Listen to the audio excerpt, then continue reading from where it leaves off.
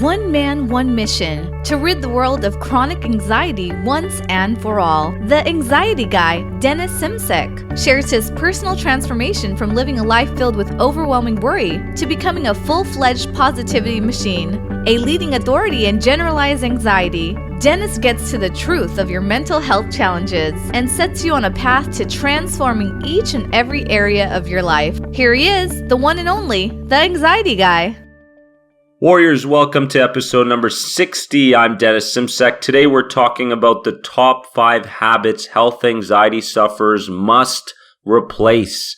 We all know the health anxiety cycle very, very well by now. The cycle is usually in this manner. It goes curiosity. We become curious of what a symptom is. Then we get into what if thinking. Then we get into coping methods.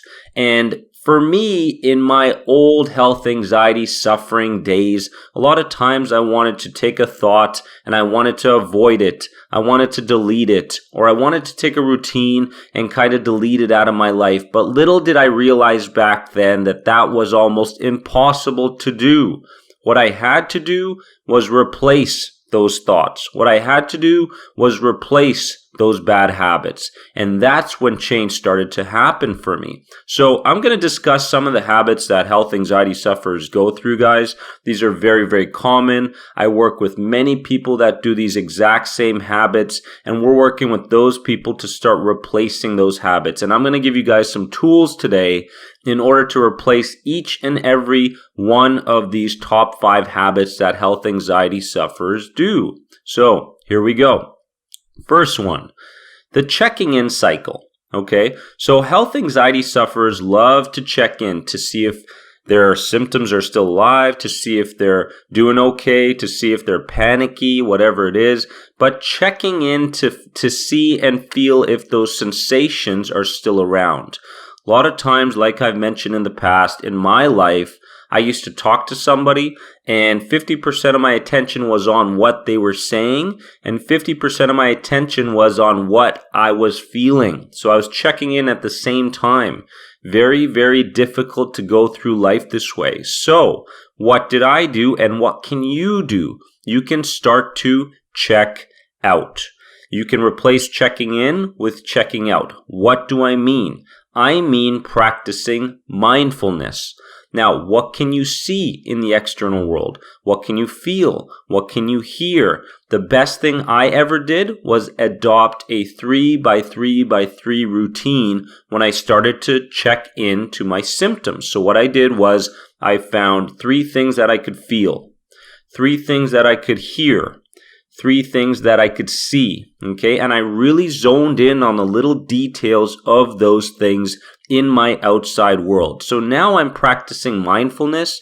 Now I'm turning my attention from my inner world to my outer world. So instead of checking in, guys, practice checking out. Now, checking out doesn't have to only be kinesthetic, auditory, and visual. It can also be about your sense of taste or your sense of smell. So if you grab a muffin and you go out, you're kind of checking to see, what that muffin tastes like. Engaging in those senses, the more descriptive you are, the more detailed you are, the better. Okay, so checking in can be replaced with checking out, a very powerful, powerful replacement for this bad habit, guys. The second one is talking about your anxiety. Everybody loves to talk about their anxiety. It's the comfortable thing to do, and we love to put blame on other people, okay? The only person we have to blame is ourselves. That's the truth.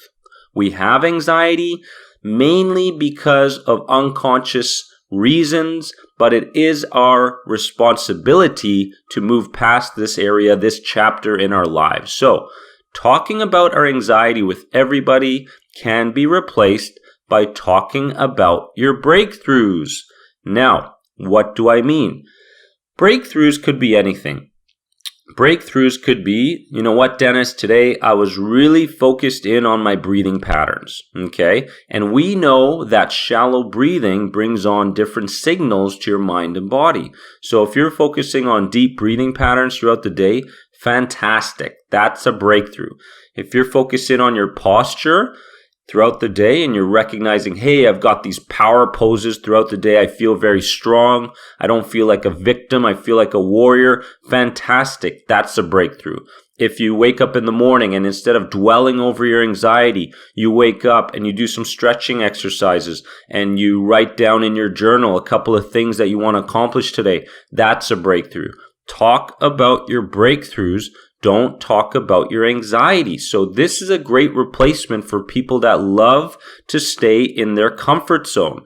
Their comfort zone is based around talking about how crappy their life is, how they're dwelling over the next day, how difficult it is to get things done, and whether or not they should quit their job and all these things. I understand the pain, but I also understand that the cycle gets fueled by talking about your anxiety more. So replace talking about your anxiety with talking about your tiny, tiny baby stepped breakthroughs. The next one, starting the day hoping. We all hope we don't have anxiety. We pray we won't have anxiety. We hope that the day will go smoothly, but we know that hoping leads us to nowhere. It leads us to continue to program our amygdala, our fight or flight response, to try and avoid those fearful areas, to try and avoid anxiety, instead of working on riding the wave, being comfortable with your symptoms, continuing doing what you need to do with your symptoms lingering. Again, easier said than done, but practice, in the terms of perfect practice, makes perfect.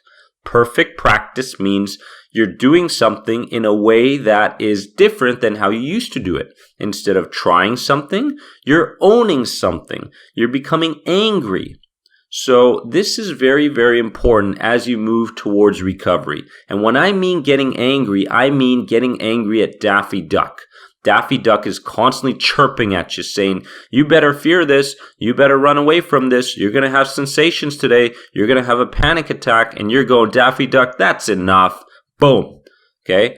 Close his beak, replace those thoughts, challenge those thoughts, get your elastic band out. If you have no idea what I'm talking about, get on the Facebook page and you'll understand everything you need to understand about breaking a pattern with your elastic band. Now, back to number 3, starting your day hoping. Instead of starting your day hoping you won't have anxiety, you can start your day by writing in your journal for 2 minutes. Now, what do I mean? I mean that when you wake up in the morning, you automatically start writing your fears, your negative thoughts, your challenges, everything that you fear, everything that is negative and makes you anxious, you write it down on a piece of paper. Now, the power behind this is the association that you make, the link that you've created. When I put my fears and negativity on a piece of paper in the morning, it's giving me the green light to move on with my life. It's giving me the green light to focus on different things throughout the day. This, my friends, is powerful.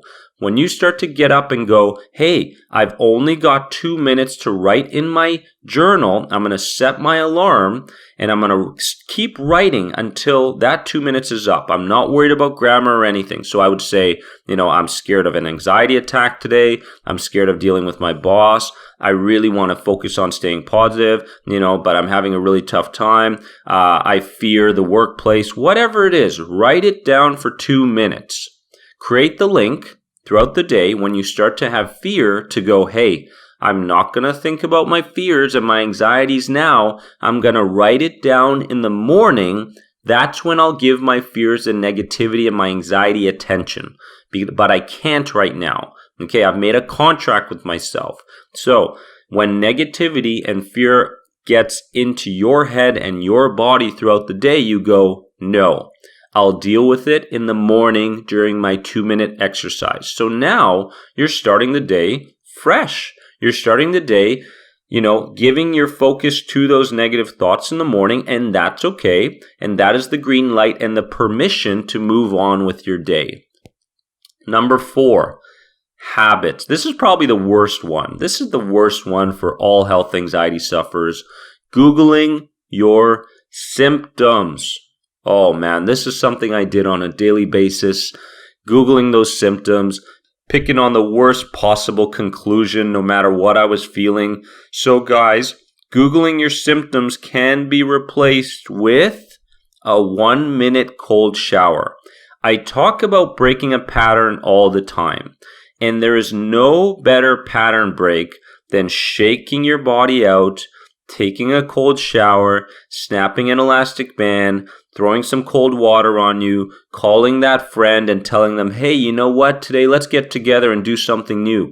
Anything that breaks a pattern of fear, breaks a pattern of negativity, I'm on board. So whenever you feel like you're going to Google your symptoms, hop in the shower, 1 minute, cold shower, come out, and then start thinking about Googling your symptoms again. I promise you it'll be more difficult, or that urge to Google your symptoms will in fact go away completely. Habit number 5, the urge to get more tests done. Now, I'll give you an example. In my life, basically, I never trusted the doctor's diagnosis. I said, they must have missed something. They must have missed something. I'm going to go see another doctor. I'm going to go see this doctor. I'm going to go to the emergency room. I'm going to go see a chiropractor. I'm going to go see a physiotherapist. You know, I saw everybody. I saw Reiki masters. I saw Eastern medicine specialists. I went to everyone, naturopaths, you name it. So we need to get over this urge to keep doing tests, okay? And the best way that I found to overcome this habit was, again, just like number 1, a part of it is to practice mindfulness. So anytime I had the urge to call that doctor, to go to the doctor to make sure my symptom was something related to anxiety and hoping it wasn't anything serious, okay, I practiced mindfulness. What could I see? What could I feel? What could I hear? The other thing I did was I started to exercise. I went out. I went for a walk. If a walk wasn't enough, I went for a run. I went for a bike ride. I picked up my weights. I called a friend. We went on a hike. You know, it got me out of the habit of checking on my symptoms, checking on my sensations, and thinking that it was serious and thinking I had to call my doctor. Now, there are certain times of the days that we, in fact, like to do these habits. For me, you know, the morning was difficult. With my cortisol levels being high, anxiety was running free in my life. So what I had to do was I had to take care of my mornings. I had to replace those mornings. Now, every part of you will reject these new routines. It'll reject it. It'll tell you not to do it. Your body will lead you one way, your mind will lead you one way, and just that little tiny voice that says, hey, let's do something different today will lead you another way. That's the voice I want you guys to listen to. Not your critical voice, but your true voice. Your true voice is in fact the very thing that will take you towards freedom. Your critical voice will keep you in a place of comfort, will keep you in a place of familiarity, and it will keep you dwelling and fearing every sensation and symptom that you experience. That is the truth, okay? Because at some point, like I've said, we must start thinking, we must start doing the opposite of what we've been doing if we want change to happen, okay? And it all starts with your contract. Write down a contract, sign it. Make sure that you identify that from this day forward, you are going to be acting the part of the warrior, thinking the part of the warrior, talking to people in the part of the warrior, whatever it is, being conscious of your identity statements on yourself, being conscious of your identity statements to other people. Now, many health anxiety sufferers live in a world of reaction. They get a symptom, they react. They get criticism, they react. So, we must take that mindless living attitude, switch it around, and begin mindful living, catching ourselves when we start to go the wrong direction, catching ourselves when we want to behave in a certain way, when we want to keep these bad routines going. We must catch ourselves in that moment, guys. So that's where it starts. It starts with awareness. It starts with the contract. Write it down. Commit to it. And what I like to say is, With health anxiety, it's important to give yourself 3 months to recover, not on a daily basis, because a lot of people look at recovery and go, I really had a crappy day today. I had lots of anxiety, so the day was crappy. But when you start to become the warrior, what you start to do is go, okay, well, I had anxiety today, but I had a couple breakthroughs as well. I caught my thoughts. I challenged them. I replaced them. Then I moved on with my life. I practiced some mindfulness. I did some things outside my comfort zone. And when I did, I took my attention off of myself. When I take my attention off of myself, even if a symptom or sensation arises, a lot of times, if we're in a yoga practice, for instance, we don't even recognize them. We feel it, but we don't give them any respect. And that is the key, to get comfortable with your symptoms, to get comfortable with Daffy Duck chirping in the background saying, hey, you better fear this, you better run to the doctors, you better do this, you better do that. No, not anymore, not another day, because with health anxiety, the things that fuel it are the certain patterns and structures that we continuously run. And as soon as we replace those, we start to move in a different direction. I love you guys, and remember that you are always more than anxiety. Head on over to our #1 Facebook page, the #1 anxiety support in the world, in my opinion, for health anxiety sufferers. Head on over, like the page, become inspired, and I'll see you guys in the next episode. Love you guys. Thanks for being an important part of the Anxiety Guy podcast community. If you enjoyed this podcast, please leave a positive rate and review. If you're searching for further support on your road to recovery from anxiety, head over to anxietyexit.com and take part in the powerful End the Anxiety program based around the CBT model. If you're searching for a more one-on-one approach, you can sign up now for personal coaching sessions with Dennis via Skype. Remember, you are more than anxiety. See you in the next episode.